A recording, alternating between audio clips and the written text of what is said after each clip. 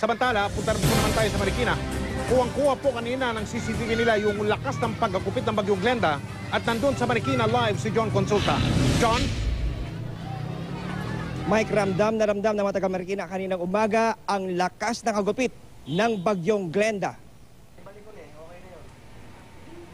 Kuhang-kuha ng CCTV ng Marikina Rescue 161 ang nagbabagsakang mangyayaring ito habang patawid ang isang babaeng pedestrian mag-aalas 7 ng umaga kanina. Muntik tamaan ng babae ng lumipad na yero na mula sa isang butika.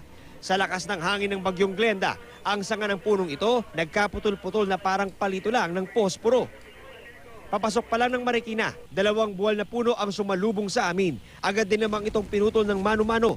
Hindi rin pinatawad ng bagyo ang mga steel railings na ito. Sa Bulelac Street sa Malanday, ilang bahay ang natangayan ng bubong. Pero ang bahay na ito, di lang ang bubong ang nawala, kundi pati dingding. Dahil namimiligrong bumagsak ang bahay, pinalikos ng mga otoridad ang nakatira rito. Mga yero na lipad.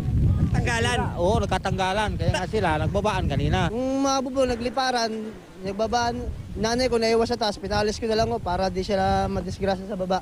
Maraming mga bubong na mga nagliparan, mga bahay na nawala yung mga dingding dahil sa lakas ng hangin. Nagbabala na po kami na lumikas na sila dahil mas mahalaga yung buhay kaysa sa gamit. Pero ang ilan, hindi nagpapigil sa pagsagip sa kanilang mga bahay kahit pa sa gitna ng malakas na hangin. Sir, ano ginagawa mo dyan, boss? Ha? Repair? Pasado alas 10 ng umaga, itinaas sa Alert Level 1 ang Marikina River matapos umabot sa 15 meters ang level ng tubig.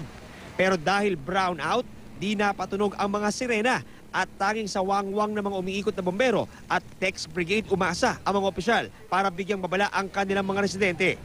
Mag-aalas 11 ng umaga nang umakyat sa 16 meters o Alert Level number 2 ang Marikina River, kaya inilikas na ang mga residente sa low-lying areas. Umabot sa mahigit 200 pamilya o 1,000 katao ang evacuees mula sa Barangay Nangka, Barangay Tumana at Barangay Malanday. Mas nakakatakot po kanina kasi dati tubig lang po. Ngayon talagang hangin malakas.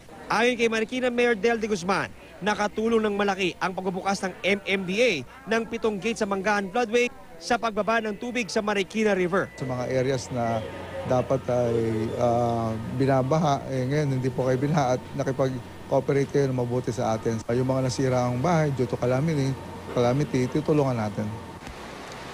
Mike, para maibsan ang paghihirap ng mga kabayan nating naapektuhan ng bagyong Glenda ay nagsagawa nga ang Kapuso Foundation katuwang ang DSWD ng isang soup kitchen o feeding program sa ating mga kababayan dito sa Marikina. Samantala, Mike, ano ang magandang balita dito? Kung kanina 16 meters ang taas nitong Marikina River, sa ngayon, Mike, ay maparo na lamang sa 14.8 at patuloy itong bumababa.